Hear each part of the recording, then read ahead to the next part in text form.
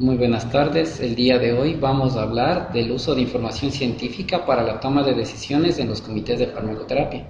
Soy el doctor Giovanni Rojas y los acompañaré durante esta charla. Pues cuando hablamos del uso de evidencia científica para la toma de decisiones en estos comités, es importante recordar de qué se trata o de qué habla la medicina basada en evidencia. Cuando hablamos de medicina basada en evidencia, estamos refiriéndonos a aquel conocimiento científico que se publica a través del tiempo. Hay algunos datos que son interesantes al respecto. El primero es que el conocimiento en biomedicina se duplica más o menos cada 19 a 20 años. Y si vemos ese volumen de conocimiento que se genera, en donde se estima que para el 2019 se publicarán al menos 50.000 ensayos clínicos por año, enfrentamos una gran disyuntiva. La información que tenemos es enorme y puede llegar a ser inmanejable. Y cuando tenemos que tomar decisiones rápidas y oportunas, a veces el tiempo es uno de nuestros mayores enemigos. Y cuando hablamos de qué es MBE, este término lo podemos asociar incluso a épocas tan antiguas como inicios del siglo XIX, donde en Francia ya se veía la necesidad del uso de evidencia científica para la toma de decisiones. Desgraciadamente tuvieron que pasar 150 años para que médicos clínicos como Cochrane, Sackett o el Dr. Guyat en Canadá se den cuenta de que esta información tenía que generarse ya con un mecanismo más formal. Y así nació en Canadá en los años 70, finales de los 70, inicios de los 80, la medicina basada en evidencia como un proceso más formal. Esta expresión acuñada justamente en la Universidad de McMaster de Canadá es un proceso sistemático donde realizaremos la búsqueda de la mejor información científica conocida, la cual será evaluada y sus hallazgos serán aplicados en este caso la toma de decisiones para estos comités. Por ende, la MBE no es más que una herramienta para que los decisores tengan mejor información y puedan actuar de mejor manera. Este gráfico nos resume de mejor manera lo que queremos decir respecto a la MBE, en donde la mejor evidencia científica disponible, considerando la experticia clínica que se genera en cada servicio y teniendo presente los valores y preferencias de la población a la cual nos dirigimos, sin perder de vista el contexto en el cual estamos ejerciendo nuestra profesión y en el caso de los comités, en el área en donde tienen su influencia, considerando los aspectos social, económico, político y cultural, tendremos unos mejores resultados al aplicarla. Por lo tanto, la medicina basada en evidencia no quita la experticia clínica como una herramienta para la toma de decisiones. Tampoco es un libro de receta rígido, diseñado para que se escoja una alternativa versus la otra. Tampoco es una opción solamente para reducir costos y menos se resume solamente a los ensayos clínicos randomizados. Pero cuando nos enfrentamos a un volumen de información grande, necesitamos tener instrumentos para poder buscarla. Es así que ya desde los años 2000 se acuñó otro término, que es la informática biomédica. Es aquel campo en el cual la ciencia biomédica se une con la informática para poder encontrar esta información, analizarla y presentarla como la solución de los problemas que se ven en el campo de la salud. Al encontrar información en el tema de biomedicina, podemos dividir las evidencias al menos en dos grupos.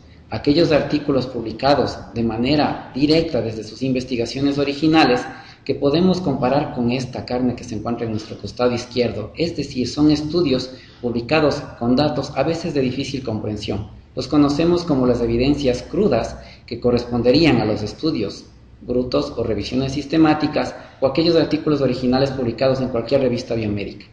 Pero estos son a veces demasiado complejos para su interpretación y uso en la toma de decisiones. Es por eso que en este nivel nosotros preferiríamos y recomendaríamos el uso de los 3 niveles superiores de evidencia, es decir, aquellos que ya utilizan la evidencia primaria y la preparan, como podemos ver en esta imagen de nuestro lado izquierdo, donde ya tenemos un plato de comida mucho más presentable y más útil para los tomadores de decisiones. Dentro de estos tenemos los resúmenes basados en evidencia o CATs, las guías de práctica clínica y libros electrónicos basados en evidencia, y en un futuro muy cercano, aquellos expedientes clínicos electrónicos en donde se unen o se asocian con bases de datos de buena fuente.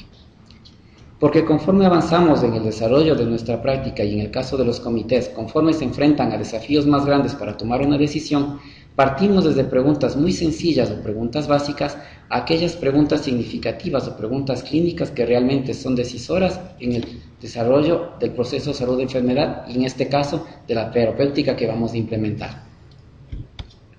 Y debemos centrarnos sobre todo en aquellas evidencias que tienen mayor enfoque o mayor utilidad, centrándonos en los grupos de pacientes a los cuales nos vamos a dirigir. Porque si nos dedicamos solamente a lo que conocemos como DOE o evidencia basada en la enfermedad, de las siglas en inglés, pues tendremos información sesgada en algunos casos, como ya lo vamos a ver, o inclusive insuficiente para tomar una decisión en el comité. Mientras que si buscamos evidencias de niveles superiores centradas en los pacientes, las decisiones que vamos a tomar serán mejores y de mayor relevancia para las diferentes documentaciones que elaborarán estos comités. Por ende, deberíamos tener al menos un conocimiento básico de qué estudios buscar o escoger cuando vamos a tomar una decisión. En este caso, que nos vamos a centrar en lo que es terapéutica, las informaciones que se basen en ensayos clínicos controlados, metaanálisis o revisiones sistemáticas, que cuando ya son depuradas se convierten en esos niveles superiores, son la mejor fuente de información para tomar las decisiones que el comité requiera. Y una vez que tenemos los artículos, necesitamos conocer de manera general si este conocimiento realmente es válido, aplicable y utilizable en el contexto que me encuentro. Por lo tanto, es necesario evaluar la calidad metodológica de los mismos, si los desenlaces y resultados presentados son importantes para mi población y realmente si los puedo aplicar. No me sirve un artículo de muy buena calidad si es que en el sitio en el que me encuentro no tengo los recursos suficientes para implementar esta terapéutica, por dar un ejemplo. Es así que se han diseñado sistemas para interpretar de manera rápida la evidencia científica, en donde partimos del problema de investigación o de la duda que tenemos respecto a una intervención, considerando la población en la cual se va a implementar, la intervención que se realizó con un comparador, que en este caso debería ser la mejor terapéutica disponible al momento, con un objetivo o desenlace significativo para la población, ejemplo, disminución de muerte o mejora de sobrevida en el tiempo, con estadísticas y números significativos donde el tamaño muestral o el número de pacientes estudiados es importante para inferir conclusiones nuevas y que estas estadísticas estén presentadas en un lenguaje sencillo y aplicable. Al encontrar este tipo de evidencias, debe haber sucedido más de una ocasión para quienes forman parte de estos comités, que se encuentran clasificadas de diferentes maneras. Podemos encontrar hasta 60 tipos de clasificaciones de la evidencia. Actualmente hay una corriente para volver esto más simple y útil para los decisores, dividiendo a los artículos que se publican según su calidad y según la fuerza que tienen para emitir recomendaciones. Es así que nació justamente de los gestores de medicina basada en evidencia la iniciativa GREAT, junto con la Organización Mundial de la Salud, para a través de esta escala que evalúa la calidad y la fuerza de recomendación, clasificar esta evidencia desde aquella de alta calidad, fuerte de recomendación para implementarse en un determinado sitio, hasta aquella de muy baja calidad o con poca fuerza para su recomendación. Las instituciones a nivel mundial ya la están implementando, la Organización Mundial de la Salud a la cabeza, el Centro de Control y Prevención de Enfermedades, o CDC, sociedades científicas o institutos que se encargan de evaluar tecnologías sanitarias alrededor del mundo, como lo que es el Instituto de Efectividad Clínica o NICE en el Reino Unido. Por ende, cuando utilizamos medicina basada en evidencia, y en este caso enfocándonos en la toma de decisiones para terapéuticas, hay que reconocer que se necesita información. Debemos tener habilidades al menos básicas para poder identificarla o buscarla, evaluarla de manera crítica y saber si es aplicable en el contexto que estoy. Si reúno estos 4 pasos, habré dado un gran salto dentro de lo que es la toma de decisiones. Sin embargo, esto requiere ser sintetizado para formular recomendaciones que sean aplicables en ese contexto e inclusive aplicables a otros medios. Por lo tanto, debemos empezar a entender que lo que estamos haciendo en estos comités es evaluando y aplicando tecnologías en salud. Como podemos ver en esta definición de la Oficina de Evaluación de Tecnologías, una tecnología no es solamente un medicamento, también son dispositivos, procedimientos médicos y quirúrgicos o prestaciones de salud, o el mismo sistema de salud puede ser entendido como una aplicación de tecnologías, los cuales deben ser soportados con evidencia y sostenibles en el tiempo. Por ende, la evaluación de las tecnologías constituye una actividad o una herramienta más para aplicar dentro de los sistemas de salud y apoyar a los gestores en sus tomas de decisiones.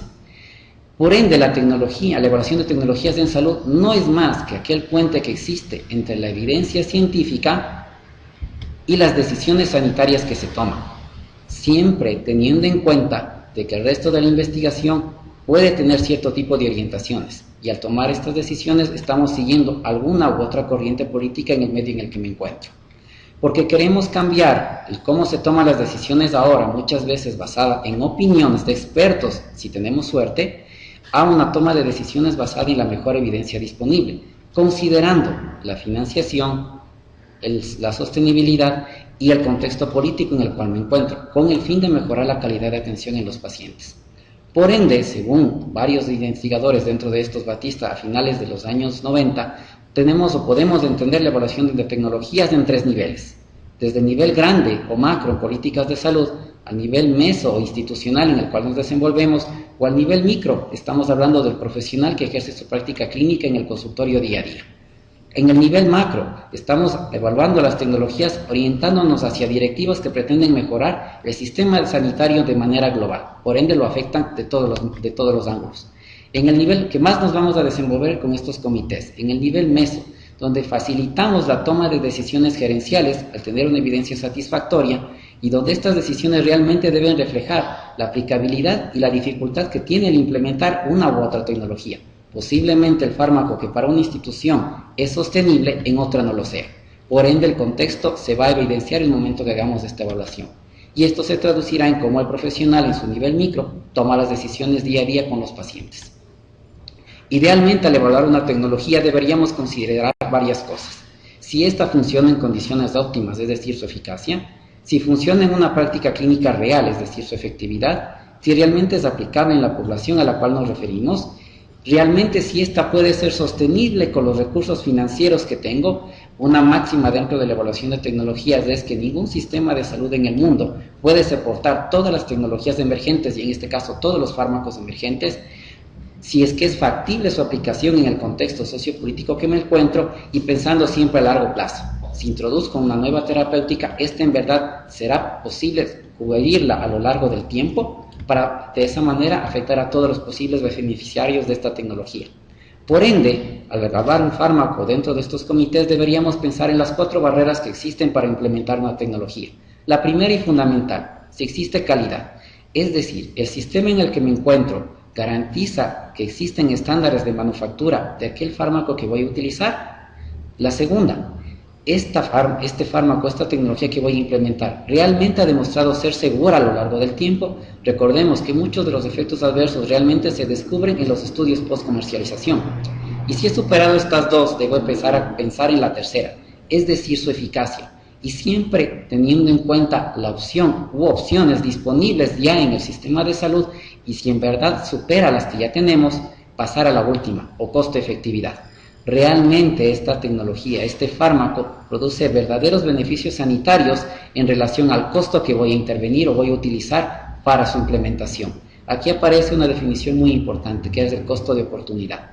Tengamos presente que tenemos recursos, y en este caso financieros, limitados.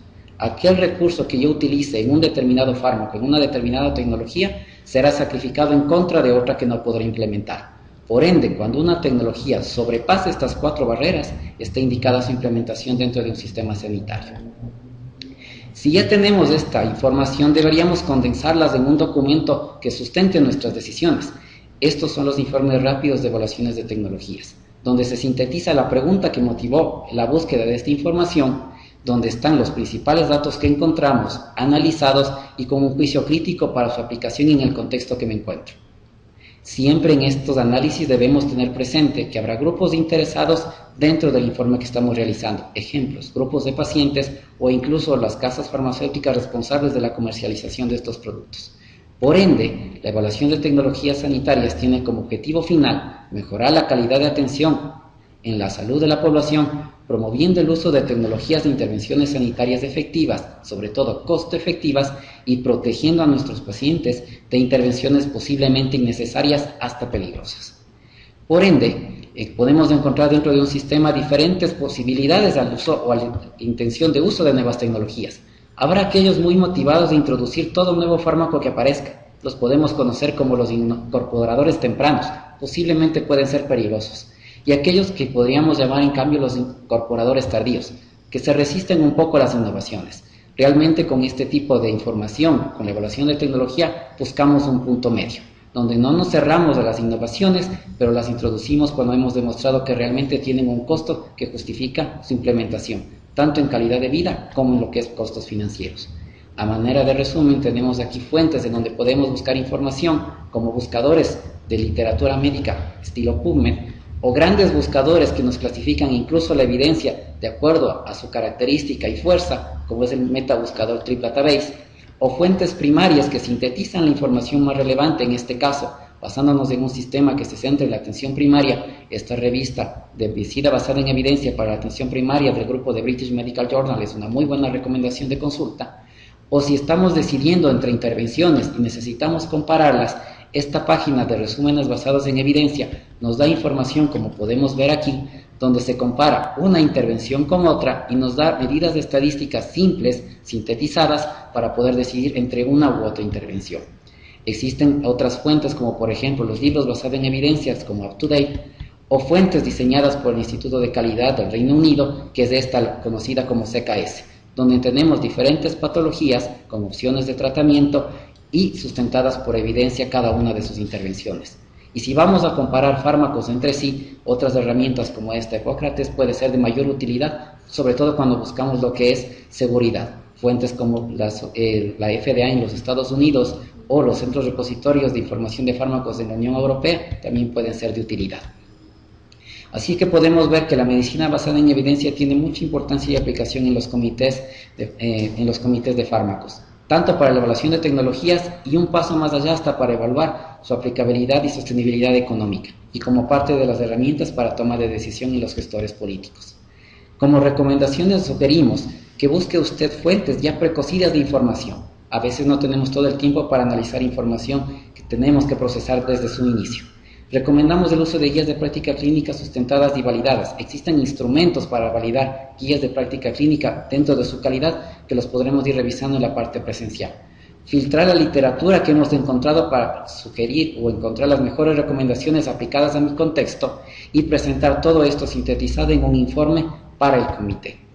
Aquí tenemos algunas fuentes a nivel mundial y regional de lo que es la evaluación de tecnologías sanitarias, como es el organismo INJATA o en el Reino Unido Health Technology Assessment o la Red Europea de Evaluación de Tecnologías con sus sitios web que pueden estar para consulta de todos nosotros, y ya más en nuestro contexto local, el Instituto de Efectividad Clínica y Sanitaria en Argentina, la Sociedad de Evaluación de Tecnologías en Brasil, la que se encuentra también en el Centro de en Chile y en otros países. Eso ha sido todo por ahora. Muchas gracias y los esperamos en el encuentro presencial.